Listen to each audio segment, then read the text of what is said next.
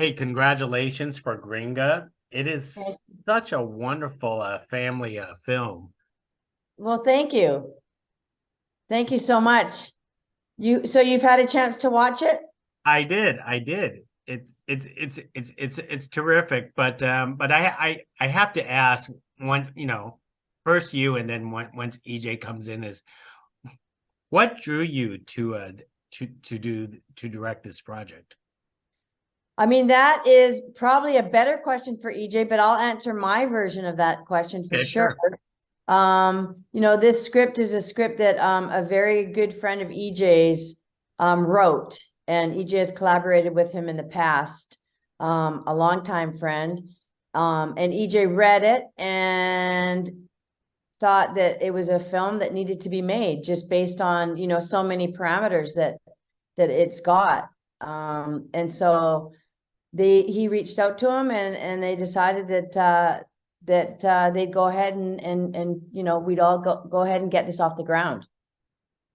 Oh, So yeah, go ahead. go ahead. No, so there's a lot of developing it, and as we shot it over 3 years ago, so it's been a lengthy process. Most excellent. Yeah. EJ, I was just asking Marnie what drew you folks into this project. Oh, it was we'd been in the business for quite a while, so we I've been a sous chef for quite a while, so it was time to be the actual chef. So we decided that listen, well, let's grab the bull by the horns a little bit and kind of look at a lot of the stories, that have never been the stories never told that are in a lot of these writers' boxes that kind of related to what we really, thought was important to us as our first film, because we're both in we're both in the action genre. That's our kind of our wheelhouse for the last number of years. So we wanted to do something that was a little bit more dramatic, a little bit more heartfelt, a little more pathos, and kind of dig into that part of what we, believed we could deliver. So tell us about the working relationship between you two on how you co-direct, the same feature film. How does Well, that? I mean, the nice thing about this project is, well, there's a lot of moving parts, and we had a short time to get this going, being independent. And also with the female component, which is, a lot of the storytelling is from a female's point of view, is we both is really it was important and helpful to have it from a female point of view as well. Because I have my ideas of how men do things, and especially working in a man's world, so to speak, coming from a stunt background. But it's good to have, we bounce things off of each other. EJ's very aware of how women think and how they operate. And I think as a male, you have to, or else it can go very poorly. But just having, we just worked really well together, as we have throughout our whole careers in life. We're very communicative, and we respond to each other, and we listen, and we're patient. EJ more patient than me. But yeah, so it worked. EJ? No, it was really interesting, because we had kind of worked out a lot of what we wanted to do up front. We worked with the actors pretty succinctly and spent some time with them, a couple of weeks with them prior to the filming. So we got to work a lot of things out. And us discussing these things before we would shoot, and then get these setups going. And, because you're on an independent schedule, you have to kind of work together, break off and say, okay, this is what you're doing. We need you to go do this. I'm going to do this, because we did this all in 24 days, I think, 25 days. And there's a lot of material in there for 25 days. So, we really worked together. We discussed things, and we have kind of telepathy anyway about if we like it or we don't, because this was there was no luxury of 22, 24 takes or anything crazy like that. It was like 1, 2, and go. And fortunately, our great cast was, they were on piece the whole time and kind of on board. There was no real, we didn't have to sit there and have big discussions about what these scenes are going to be. Am I saying this? Am I not saying this? we had already worked all that out. So there was kind of a synergy between everybody when we kind of hit the ground running. Yeah, we didn't have any precious type of people, how you can imagine people can get quite precious, and we've all been there and worked with people like that. And we were very fortunate. And, you know, and also working in Mexico with that on top of it. So we really had to be as communicative and as tight as possible in order for us to come out the other end with a win. I know I'm actually quite surprised that you could I wasn't even sure. Did you convince Steve Zahn to grow that beard before the production, or was that a fake beard? No, that's his beard. That's his hair and his beard. And literally he had come off of another picture and showed up looking like that. And so I think originally for both of us, we were like, okay, that's a little different. That's kind of, we weren't sure about it at first. But, you know, we had some discussions. We went through some of the rehearsals, and, you know, at the time, it kind of literally grew on us. And you know, for Steve, it was, you know, as an actor, it's kind of, you know, his mask, you know, that he's kind of playing with. And I think it helped him bring a lot to the party. I know that a lot of people don't recognize him because of it originally, right off the top, if they don't know who it is. So, but we finally stuck with it, and I think it was, you know, it works for the character. You know, he cleans up as he goes, and that was part of kind of that progression we wanted to show too. That is, he's not so slovenly as he makes this relationship grows with him. Mm-hmm. Most excellent. Now, as first-time directors, you know, it's amazing the challenges that you had to face up against. One of the biggest challenges, because you know, this film presents, I want to say, not one sport, but two sports. You know, soccer and surfing, and you guys handled the cinematography perfectly. Could you talk about the challenge of you know, filming those type of action scenes?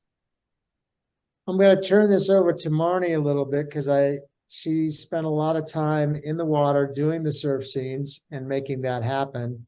And then we both choreographed. We'll talk about the soccer. I'll let Marny kind of talk about the surfing part of it, because we both love surfing. And, you know, I kind of tasked her to do most of that.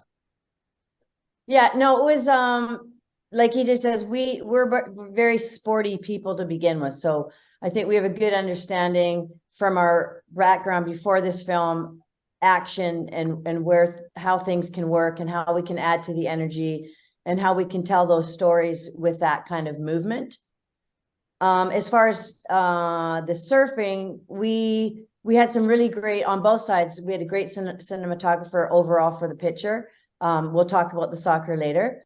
And even for the surfing, we relied on some really good underwater and surfing specific cinematographers. So that helped us, because they already had a good understanding of a lot of things. They understood how the action works, how the surfing works, where they need to be for those pieces to be in the water and to get those shots.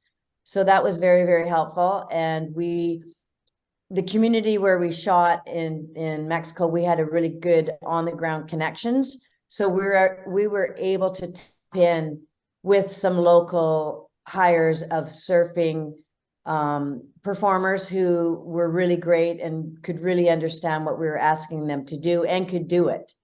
And then we did training with both Jess and Steve, and a little bit with Nico, and they were able to do, you know, a lot of stuff. So it was really a great combination. We planned ahead. We know what it takes. We know how much time you need to spend before you get to it, so that you can, on the day when you have limited time and limited sunlight, that we're ready to go. And hopefully, you know, we're not figuring things out then.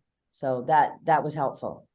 We had a really good, kind of a good basis of what we wanted to really do.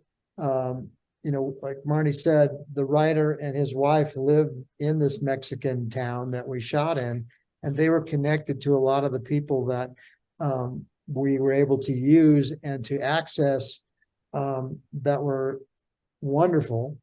And then both of us had decided that, look, we want this to be a little bit messier. We want you to feel like you're actually there and in it and getting wet and not make it perfectly pristine. So as you can tell, we tried to get in really tight as if you're really in the water with them and can kind of be in that what that point of view is while you're actually surfing. So obviously you can make a movie about surfing completely, or you can make a movie about soccer completely, but you know, this is an element-filled film. Yeah. So, and then carrying on to the soccer, the football, as we sometimes call it, our cinematographer, our DP, is a huge soccer freak. EJ is a huge soccer freak. I grew up playing soccer. I wouldn't say I'm as freaky as them, at least not on the soccer level. So, you know, he understood how soccer works. He understood where the energy needs to come from as well. So, you know, having the three of us tackling that, we also had a soccer technical advisor who trained Jess prior to her landing in Mexico for the film. And then he also came down for some of the soccer sequences. So we just had a lot of hands on deck. We had a lot of people thinking, a lot of people participating. And again, same as surfing, we definitely had a plan of how we wanted that energy to work. And we had an idea of what plays we wanted. And they were, you know, we pretty much had those dialed in. Wow, terrific. Well, one more thing before I leave, because this is a fascinating production, because this is an English-Spanish production, and a lot of people struggle to you know, to go through this type of production, especially the fact that you filmed this in Mexico. Could you talk about managing to accomplish your goals despite, you know, language barriers, or is language barrier was even a challenge? I think it's a really interesting thing. We had a wonderful producer, Mexican producer, Eric Reed, who worked with us very closely. He put together a very top-notch crew in Mexico City that came and traveled with us. They were amazing. The interesting thing about shooting in any country is that no matter what the language is, or the fact that it's that kind of dialogue is happening all day.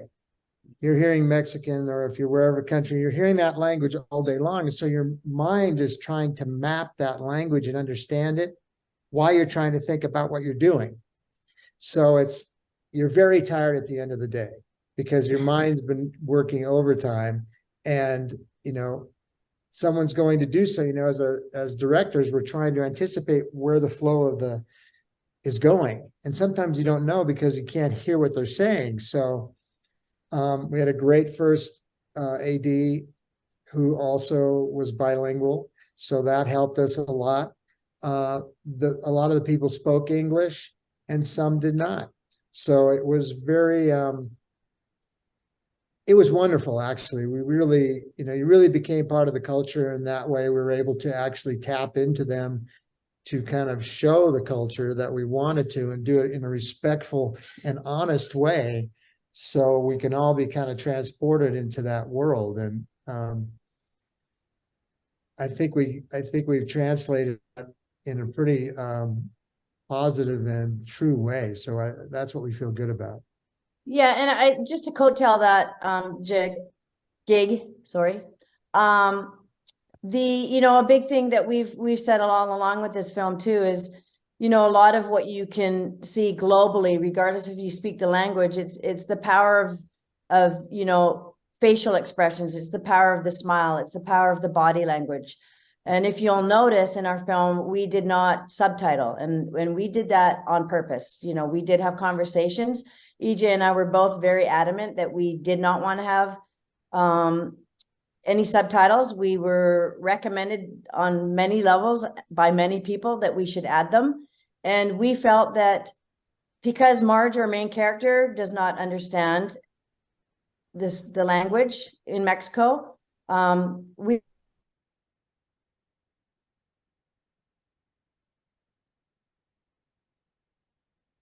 through the way she sees it and the way she hears it. And because the performances are so good, and a lot of times things will be repeated in English after something's said, or you can understand the direction of the film or the direction of where the character goes from those conversations, that you can figure it out. And we wanted to give that respect to the audience, that they could figure things out, because Marge was having to figure things out. And so we thought that was fair, and we thought that was honest, and we felt it was real, because we have most people, many people, not most, I won't assume, have been in situations where they don't understand what people are saying. And they can figure it out, or they have an idea, and it's a challenge, yes, but it's something that is real and honest and global. Hey, no worries. I mean, Steven Spielberg did it in West Side Story. No subtitles there too. So, Exactly. so anyways, Marny, EJ, congratulations for Gringa. Can't wait for the world to see it. So thank you very much for carrying this conversation with us. Really appreciate Great. Thanks a Thanks lot. for having us, Gig. it. Yeah, thank you very much. Take Bye. care. Bye.